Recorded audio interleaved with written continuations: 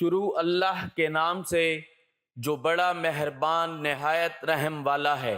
بسم اللہ الرحمن الرحیم۔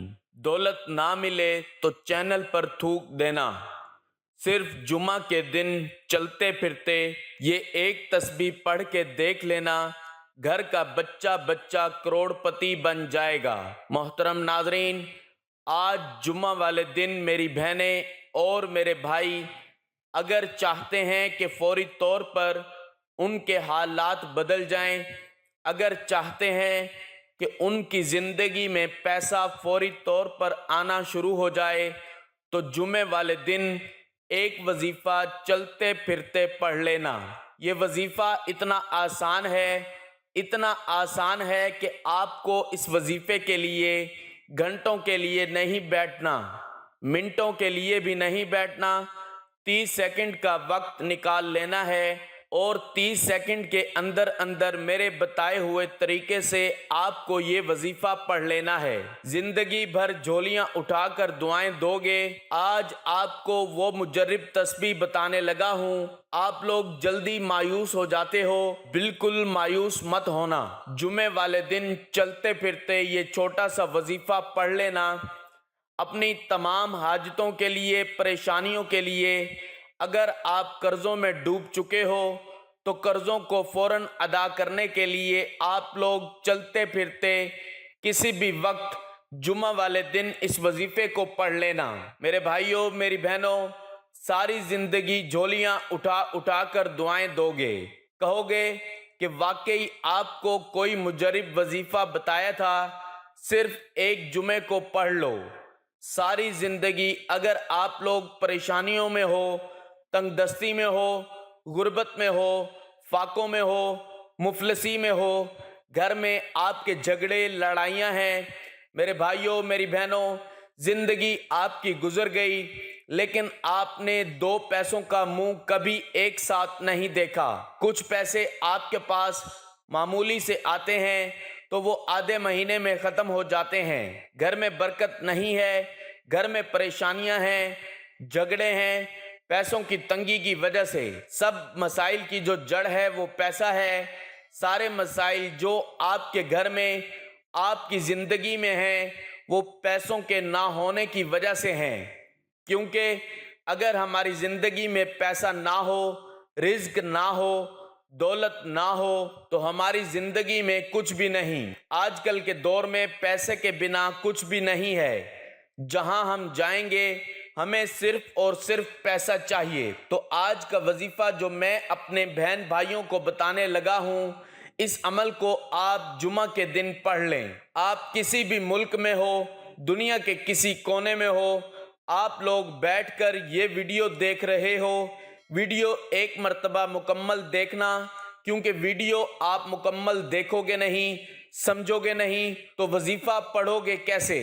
آپ کی اپنی مرضی ہے، جیسے آپ کا اپنا دل مانے، لیکن جب آ چکے ہو تو ویڈیو دیکھنے لگے ہو تو وظیفے کو سمجھو اور پھر کرو، تو پھر فائدہ نہ ہو ایسا ہو ہی نہیں سکتا۔ آپ لوگ اللہ پاک کا نام پڑھو، قرآنی آیات پڑھو، تو ایسا ہو ہی نہیں سکتا کہ آپ کو فائدہ نہ ہو۔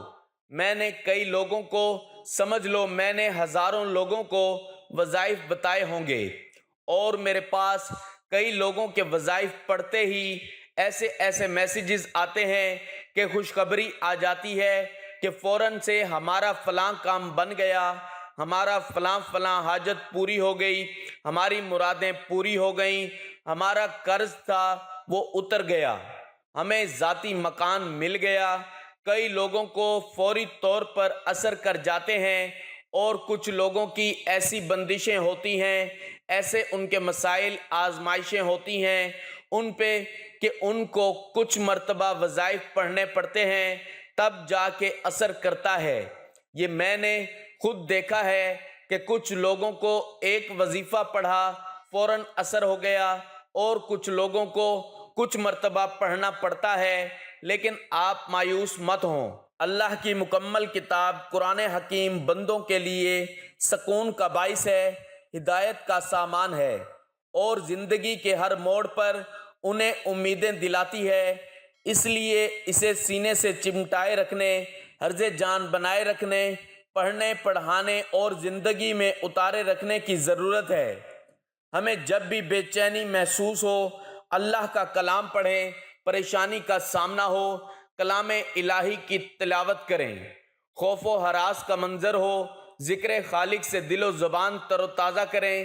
یعنی ہمیں کبھی مایوس ہونے کی ضرورت نہیں ہے، خواہ حالات کچھ بھی ہوں۔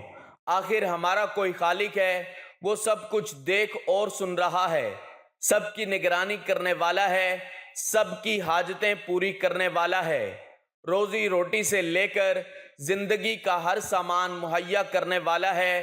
ہم کیوں مایوس ہوتے ہیں جبکہ اللہ نے ہمیں ہر قسم کی پریشانی سے نکلنے کا راستہ بتلایا ہے، خیر و شر کی تمیز دی ہے، ایمان و کفر کا فرق دیا ہے، ایک روشن دین اور کھلی کتاب دی ہے جس کے ہر کلمہ میں روشنی، امید اور ہدایت ہے۔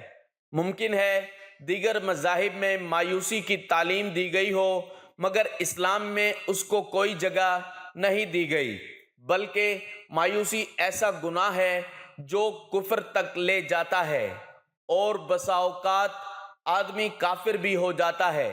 اللہ کا فرمان ہے، ترجمہ، اور اللہ کی رحمت سے مایوس نہ ہو، یقیناً رب کی رحمت سے مایوس وہی ہوتے ہیں جو کافر ہوتے ہیں۔ دوسری جگہ اللہ کا فرمان ہے، ترجمہ، کہا اپنے رب تعالیٰ کی رحمت سے نا امید تو صرف گمراہ اور بہکے ہوئے لوگ ہی ہوتے ہیں۔ اس سلسلے میں نبی صلی اللہ علیہ وآلہ وسلم کا فرمان ہے، ترجمہ، اللہ کے ساتھ شریک کرنا اور اس کی رحمت سے نا امید ہونا کبیرہ گناہ ہے، یعنی اللہ کی رحمت سے مایوسی صریح گمراہی ہے۔ یہ راستہ گمراہ اور کافر ہی اختیار کرتا ہے۔ اگر کوئی مسلم مایوسی کا شکار ہے تو وہ گناہ کبیرہ کا مرتکب ہے، اسے توبہ کرنا لازم ہے۔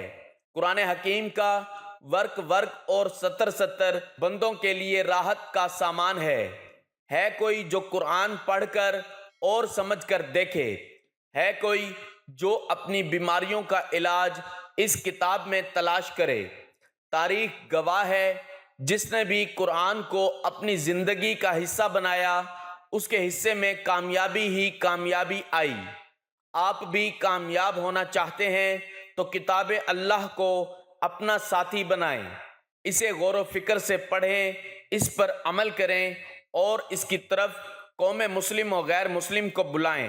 علماء نے تلاش کرنے کی کوشش کی ہے کہ قرآن کی وہ کون سی آیت ہے جو بندوں کو سب سے زیادہ امید دلاتی ہے، مایوسی سے بچاتی ہے اور گنہگار ہو کر بھی اپنے خالق و مالک سے عفو و درگزر کی امید جگاتی ہے۔ اس سلسلے میں کئی قرآنی آیات ذکر کی جاتی ہیں، تاہم اکثر و بیشتر اہل علم نے سورہ زمر کی آیت نمبر 53 کو سب سے زیادہ امید دلانے والی آیت قرار دیا ہے۔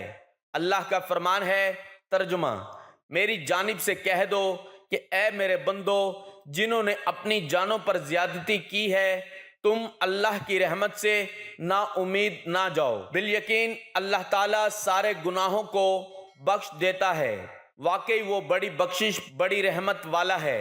یہ قول حضرت علی اور حضرت عبداللہ بن مسعود رضی اللہ تعالیٰ عنہما کی طرف بھی منسوب ہے، مگر سندہ یہ اقوال ثابت نہیں ہے۔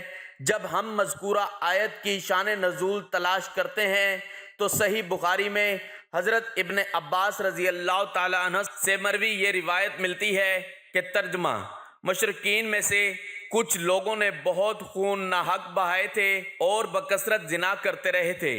وہ حضرت محمد صلی اللہ علیہ وآلہ وسلم کے پاس آئے اور عرض کیا کہ آپ جو کچھ کہتے ہیں اور جس کی دعوت دیتے ہیں وہ یقیناً اچھی چیز ہے، لیکن اگر آپ ہمیں اس بات سے آگاہ کر دیں کہ اب تک ہم نے جو گناہ کیے ہیں کیا وہ معافی کے قابل ہیں، تو اللہ تعالیٰ نے یہ آیت نازل فرمائی، وہ لوگ جو اللہ کے ساتھ کسی دوسرے معبود کو نہیں پکارتے اور کسی جان کو ناحق قتل بھی نہیں کرتے جس کا قتل اللہ نے حرام کیا ہے مگر حق کے ساتھ، اور نہ وہ زنا کرتے ہیں۔ اور یہ آیت بھی نازل فرمائی، کہہ دیجئے اے میرے بندو، جنہوں نے اپنی جانوں پر زیادتی کی ہے، اللہ کی رحمت سے مایوس نہ ہو جاؤ۔ گو کہ شان نزول میں خطاب مشرکین مکہ کو ہے، مگر اس آیت کا حکم عام ہے۔ اس میں مشرکین و کفار اور ہر قسم کے گناہ گار شامل ہیں جنہوں نے خوب گناہ کر کے اپنی جانوں پر ظلم کیے ہوں۔ حافظ ابن کثیر رحمۃ اللہ علیہ نے اس آیت کے متعلق لکھا ہے کہ یہ آیت تمام نافرمانوں، خواہ کافر ہوں یا دوسرے، توبہ اور انابت کی طرف دعوت دینے والی ہے اور خبر دینے والی ہے کہ اللہ توبہ کرنے والے اور اس کی طرف رجوع کرنے والوں کے سارے گناہ معاف کر دیتا ہے، گناہ کتنے بھی ہوں اور سمندر کی جھاگ کے برابر کیوں نہ ہو جائیں۔ اور اس آیت کو توبہ پر محمول نہ کرنا صحیح نہیں ہے، کیونکہ شرک توبہ کے بغیر معاف نہیں کیا جاتا ہے۔ اس آیت کو توبہ پر محمول کرنا ضروری ہے، جیسا کہ حافظ رحمۃ اللہ علیہ نے کہا ہے، تاکہ قرآن کی اس آیت سے ٹکراؤ نہ ہو جس میں کہا گیا ہے کہ اللہ سارے گناہ معاف کر سکتا ہے سوائے شرک کے۔ اللہ کا فرمان ہے، ترجمہ: یقیناً اللہ تعالیٰ اپنے ساتھ شریک کیے جانے کو نہیں بخشتا اور اس کے سوا جسے چاہے بخش دیتا ہے، اس لیے اللہ کی ذات پر پورا بھروسہ رکھنا چاہیے۔ بے شک اللہ تعالیٰ مہربان نہایت رحم والا ہے۔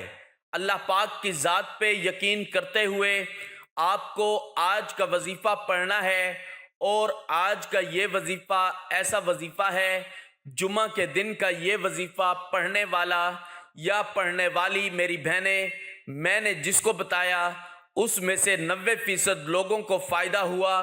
آج آپ کو وہ خاص وظیفہ بتانے لگا ہوں جس کو اگر آپ لوگ بتائے ہوئے طریقے کے مطابق کر لیتے ہیں تو انشاءاللہ 100% لوگوں کو فائدہ ہوگا۔ یہ سمجھ لیں، آج اپنے سینے کا راز اپنی دکھی بہنوں بھائیوں کو بتانے لگا ہوں۔ اگر آپ کی غریبی امیری میں نہ بدل جائے تو پھر مجھے کہنا، آپ کی آیتیں فوری طور پر پوری نہ ہو جائیں تو پھر مجھے کہنا۔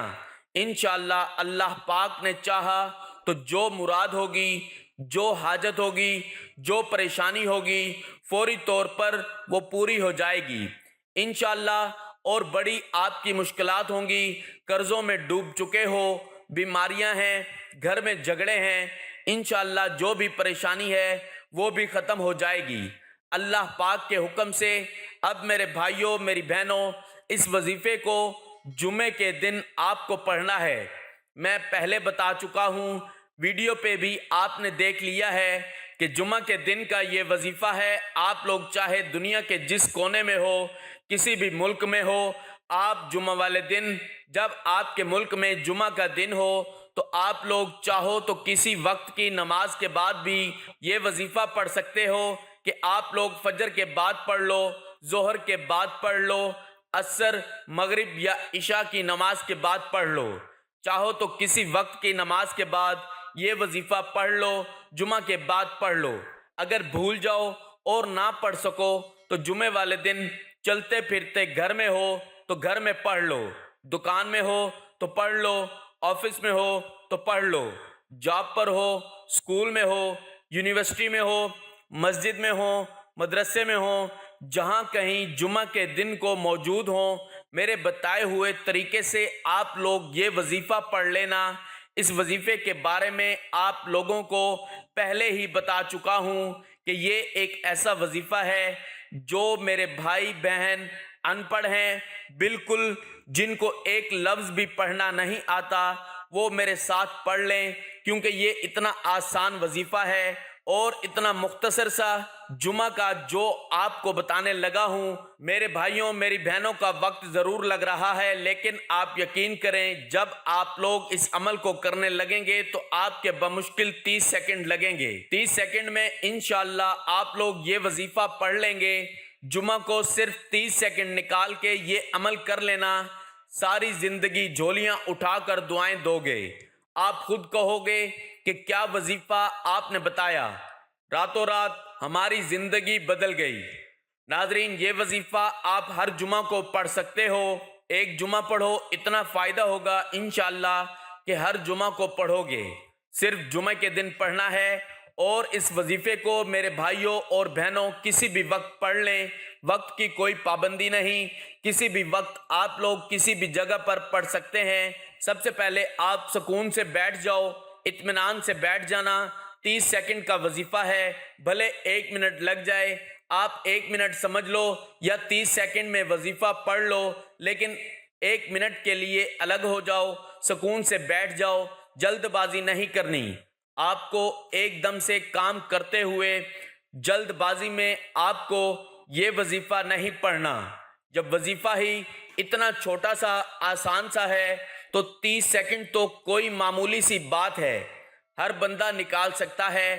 ایک طرف بیٹھ جائیں، کام کر رہے ہو تو سائیڈ میں ایک طرف ہو جائیں، اور پہلے 3 مرتبہ آپ لوگ درود پاک پڑھ لیں۔ درود پاک آپ کوئی سا بھی پڑھ سکتے ہیں، ایک مرتبہ میرے ساتھ بھی ثواب کے طور پر پڑھ لیں۔